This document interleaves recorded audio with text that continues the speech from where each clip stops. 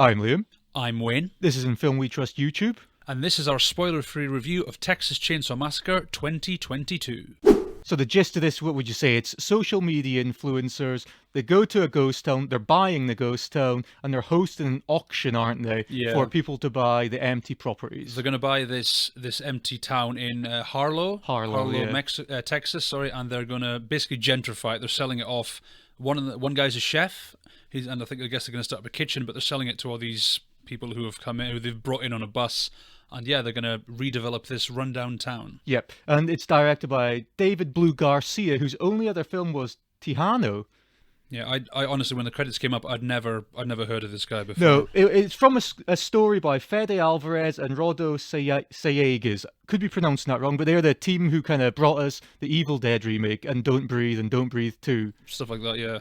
The script itself is by Chris Thomas Devlin, and this is the first script he's wrote that's became a film so far. Yeah, he's also got a film out this year called Cobweb. Cobweb, yeah. I'm not sure what that is, but yeah, that's basically 2 films in 1 year that he's got. And cinematography by Ricardo Diaz, which sometimes it works, sometimes I'm not so sure. Yeah, I've got issues with the cinematography in this film. We're in this ghost town, these social media influencers, and this is very much, a lot of it's a comment on gentrification, hipsters, millennials, Gen Z, etc. Just watching it, you can tell it's a very modern film, to the point they're actually driving an electric car. Yeah. And there's a point near the start where this guy zooms by and he's got all these fumes coming out. And what do they call him? Like a coal roller? Yeah. So Richter, isn't it? Richter, the guy. Richter, who's actually one of the hearts of the film. He's one of the most interesting characters in the film. And he's played as kind of the stereotypical Texan redneck type of character. He even says, I'm from Texas, I don't like people telling me what to do. And he's like, especially, was it spoiled, pompous, pampered rich people, something along those lines?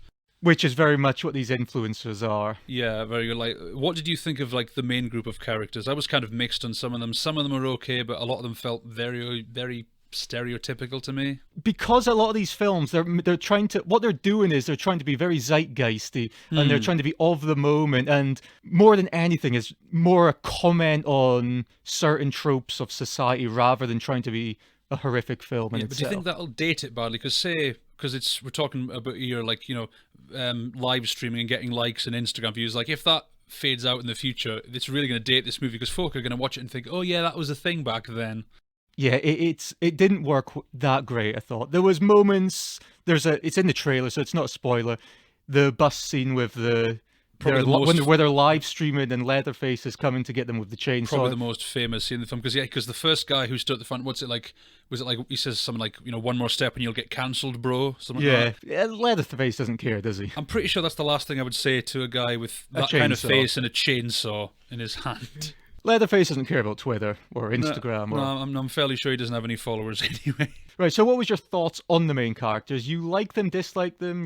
There was some things okay. I liked, what was the name of the main character, the girl with the short hair? There was, the younger sister was Leela. Leela, that was it. And the older sister's Melody. I do like the fact that they tried to give her some kind of background, because her backstory is she's got a wound, obviously physical and mental, from where she survived a school shooting. Yeah. Again, that feels like it's of the moment. It's very current, and it's all a commentary on contemporary society. And that's the part of the film I thought worked best, was the relationship between Melody and Leela. Yeah, there was something there, because it goes back and forth between quite volatile and also quite nurturing as well, because Melody feels like she's almost like a surrogate mother for the character, almost. They're the heart that drives the film forward. The others are extraneous. They're there to be butchered, pretty much, aren't they? The kind of character, like one of the leads in this car, she's this the woman who's getting married to the chef, and I thought to myself, this is someone that someone observed in another Chainsaw movie. Someone said, well, she's attractive and blonde, so she's not going to live very long. She's in one of the most tense scenes in the car. There's a car crash. The car crash scene, yeah. Yeah. That's actually, I'll be honest, that's one of the best scenes in terms of how it's directed and how it's put together. Which it became memeable. There's a scene where Leatherface is crouching in the crop field. Crouching behind the van, it's pretty much turned into a meme where it looks like he's taking a shit in the field. Oh, well, I suppose you could imagine it like that, so... But yeah, even that's a throwback. Did you notice on that character, Ruth, her hair was almost platinum and it looked 70s, her hair. Oh, like when the original one was filmed, yeah. Yeah, there was little throwbacks. There's a point in the film where Leatherface attacks somebody and it's in a doorway. There's all these little nods to the original. There's a lot of nods, yeah. Did you notice on the film there's almost an artificial digital grain to it? Oh, to make it look like the older one. The old film stock from Texas, the original Texas. Because honestly, Chainsaw. that's one of the things I love most when I talk about the first one. Because I love the original. I think that's one of the best horror movies, pure horrors, like your Halloweens, your Exorcists. The first film looks and sounds terrible. It's bad quality, almost no budget at all, but I like that. That's one of the reasons it's so realistic, because it feels very gritty, it feels very earthy. For me, with the cinematography in this one, it almost looked too slick. But I see what you mean about putting these different grains in to make it kind of like to pay homage. But it didn't really work because it so obviously looks digital, doesn't it? Yeah, everything looks so clean and so polished. Again, I didn't like that either, because one of my biggest criticisms with the film is a lot of time it just looks and feels like another generic slasher film. That was my problem with the cinematography. It doesn't look distinct in any way. No, the original of Tobe Hooper, I mean, that is...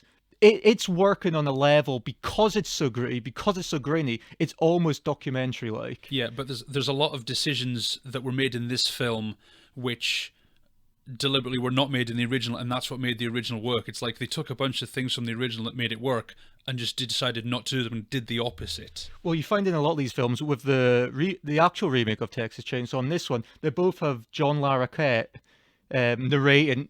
He's a very small part in the opening, but... all these nods, it doesn't really work because the material's not there, does it? No, it's like they're doing it because John Larroquette did the narration for the first one. That's a very iconic narration. Also, the narration in the first one says one of them was like brutal crimes in the annals of American history, but that never actually happened. No. Because Leatherface is based, like quite a few others, he's based on Ed Gein, which is something very important that does come up in this film and in the other. Psycho was influenced by Psycho Ed Gein. as well. Deranged, which was a straight story of Ed Gein, I think. Buffalo Bill from Silence of the Lambs as well. Yeah, all the same kind of things. So, but did you ever feel I never felt Leatherface felt like Leatherface. That was my big problem. It feels like this film was made by people who didn't understand Leatherface at all. Because if you look at Leatherface, I think Gunnar Hansen said he played him like he had like a child's mind. Yeah. Because he even observed, I think, mentally disabled children, and that's how, because Leatherface had a very distinct way of acting and a way of moving.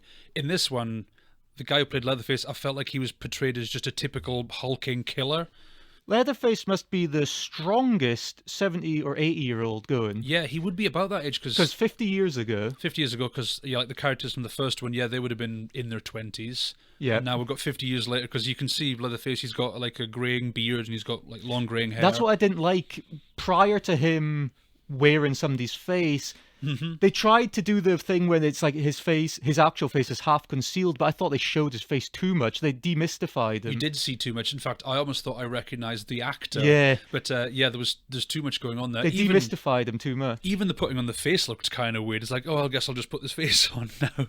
But the face did look quite realistic, like when you actually seen shots of it. Yeah, there was good elements to it, but I think this film had good prosthetics.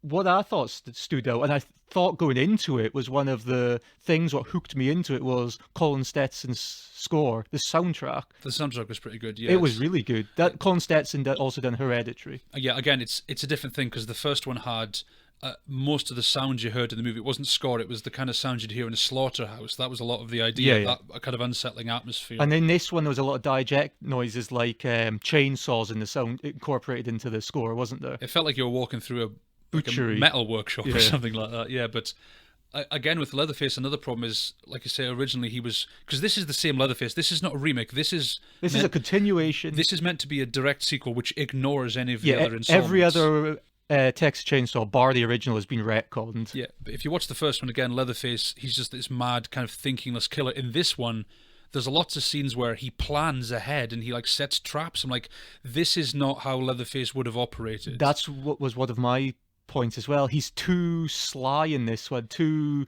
calculated. Yeah, you can see he's calculated. In the first one, he kind of acts very much on impulse, but yeah, in this one, it didn't feel fair enough if you wanted to do your own complete reimagining and make him a different character, but this is supposed to be the same guy. Yeah, because he sets one of the characters up, doesn't he? He plants a chainsaw on the ground, and then he appears from somewhere. Because as soon as that shot came up, I'm like, Leatherface wouldn't do that. I'm like, that's something he planned. This is not something Leatherface would do. Did you miss his squeals?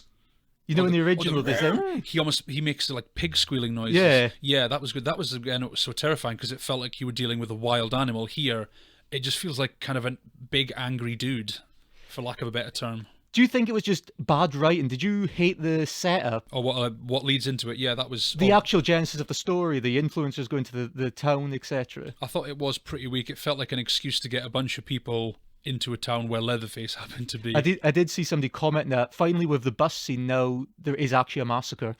Yeah, good point. Again, that's another point, because the first film, how many people died? Maybe 4 or 5? Because it's the first one, extremely low body count, and something a lot of people forget, very little blood. There's almost no blood in the first one. That's part of the reason it's so scary, because theater of the imagination. So much of it is left to your imagination. In this, I would say the killing scenes are very brutal. They're very in your face. There's blood splatting. There's limbs and stuff flying off. It's going for a very modern audience, and I don't think it works on either. It doesn't work in the sense that paying homage to the first one, and it doesn't work as an effective modern slasher either. No, that's a perfect way to put it. Do you feel the filmmakers almost didn't trust the audience? Like, oh, if we do like a Hereditary thing, if we do a slow build-up, we'll just lose the audience's attention? Do you know what it felt like? A Netflix film in the very worst way. Yeah, it did. It felt like... I don't think they had confidence in it much. I mean, without credits, it's about an hour 14. It is, because the actual film itself says it's about an hour and 20 something, but 8 minutes are credits. Yeah, but then about 8 minutes of it are credits. In a way, it's almost like the movie acknowledges that it's kind of a waste of time, so it's like, let's just get it over quickly. What did you think of the handling of Sally Hardesty? Terrible. The final girl from the original Texas Chainsaw. Terrible. It was awful. Utterly awful, because first of all, Marilyn Burns is sadly dead, so you can't bring her back. So the actress they brought in, actually Irish. Is she Irish? She's actually Irish, yeah. Again, this just felt like fan service. There was no reason to have her come back. Anybody could have done. It's not like she's been studying for years and has some unique knowledge of how to work with Leatherface. She just comes back with a gun planning to kill him. It's a stupid zeitgeist political adding into films. You had it with Halloween 2018, which that worked. That was effective. They're bringing back final girls from the 70s and 80s and making them essentially action stars now. Yet the commentary doesn't work because they're making new final girls who are there to be brutalized. So when these movies are remade in 40 years, they'll bring back the main actresses they have now. It all feels like it's in service of, hey, she was in the original kind of thing. And when I heard Sally was coming back, I was a bit concerned. And when I actually seen how she was... It was terrible. It was awful. I was so annoyed. I think if you hadn't seen the first movie, it would be just kind of deflating. But having seen the first one, seeing what Sally went through, and the fact she's treated like this, I was actively angry at this. And she also makes one of the worst Texas Rangers. Yeah, she's bloody terrible. Again, another big problem I have with these slasher films is having these characters in it who essentially only get in these bad situations because they're so stupid, because they don't plan ahead or anything. Sally was made to feel like one of those characters. The only good scene, or a good scene with Sally, I liked when she was searching through the cornfield with a torch. Yeah, and she came across a corpse. That was actually quite an interesting That was scene. an effective scene. But she's in, again, the film's so short and she's barely in it at all. Her being brought back was just fan service, I thought. There's also another scene with the main character and they're under floorboards with Leatherface and the chainsaws going through the floorboards at her. I thought that was quite effective. That was like one of the best kind of like cat and mouse scenes. Although I noticed if she stayed in a certain position, she'd avoid the chainsaw altogether. But it did make for kind of a decent scene, I suppose. And she's covered in shit as well, which is quite horrific. She hits a sewage pipe on the way out. No, he cuts through the sewage pipe. Yeah, it's a metaphor for the film. Oh. My takeaways from it are pretty much it's got a strong score. It does terrible service to Sally. Yeah. I don't know if it looks great. It looks digital in the worst way. The aesthetic is the problem. The original had a good aesthetic because it felt like you were in, that kind of time period. This just feels like another just typical glossy digital movie. And it does look like a film that has suffered along the way, because Leatherface, the film from 2017, planned to be about 5 in that whole... 5 sequels to that. But they took so long releasing Leatherface, Lionsgate and Millennium Films lost the film rights Yes. because it took so long to release that film. So Legendary Pictures bought the rights, and, Yeah. and they made this. This was the best they could do, but was this because they wanted to make a good film that homaged, the original, or did they just make this to keep the rights to it? If this had a different title, you would not know this was a Texas Chainsaw Massacre film. Speaking of the title, what is it with these remakes with the same? Because the original was called The Texas Chainsaw Massacre.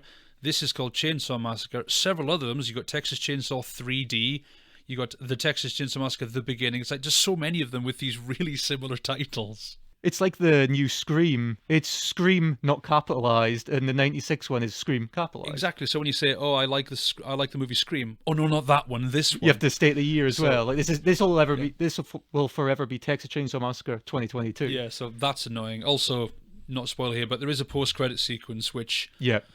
again, massive waste of time tacked on for oh hey, I remember that from the first one. But probably the only thing that authentically feels like the Texas Chainsaw Massacre. About That image, the iconography of that yeah, image. about that only image. They actually do try to replicate some. There was one scene later on they tried to replicate from the first film. Again, that just annoyed me because I thought, even before it happened, I thought they're doing this so they can reference this part of the first film. Do you think they made most of these, or all the characters, influencers, so you didn't feel bad about all the kills? That's actually a really good theory because, I mean, I felt bad about some of them dying. I mean, some of the main crew. But that, to be fair, with that famous bus bit, I didn't know who any of them were. All I knew is they were kind of annoying, like when they hold their phones up when Leatherface comes on the bus. Did you like the stupid ghost town setting? What? Well, not really. I guess it was. Would you have liked it to be back in the original farmhouse? Well, do you think they just kind of had it out of the way just because it would take longer for the cops to arrive or something like that? So I have no idea. They removed that plausible explanation. No, I quite liked the original when they're out in the house because it's this scary new location and they're looking around and it's just this abandoned seeming house. Oh, so that was a positive you took from it. You liked the setting. No, the setting wasn't bad, I suppose, but I didn't feel like there was much of an atmosphere to this film, really. Like, the first one had a lot of atmosphere going. I didn't think this one really did. There was no tension in this film at all, hardly. No. I felt like this was... Whenever there was scenes between the deaths, I felt like it was just like killing time, just so we could get to the next killing spree, basically. Because there's several kind of horror groups, isn't there? People who are into horror films. There's the people who appreciate atmosphere, tension, story building, and there's people who appreciate that also, but they just like the gore hounds, aren't they? Yeah, I'm totally opposite that. I like the films that take the time, that build the suspense. If you're just showing a film that just has limbs getting cut off left and right, that's just more disgusting than it is anything else.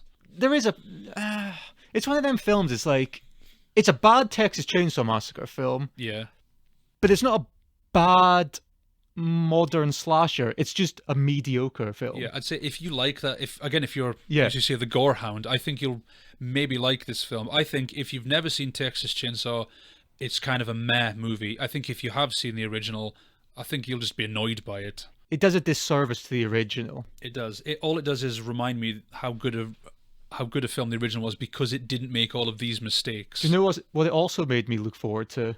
Or made me anticipate even more?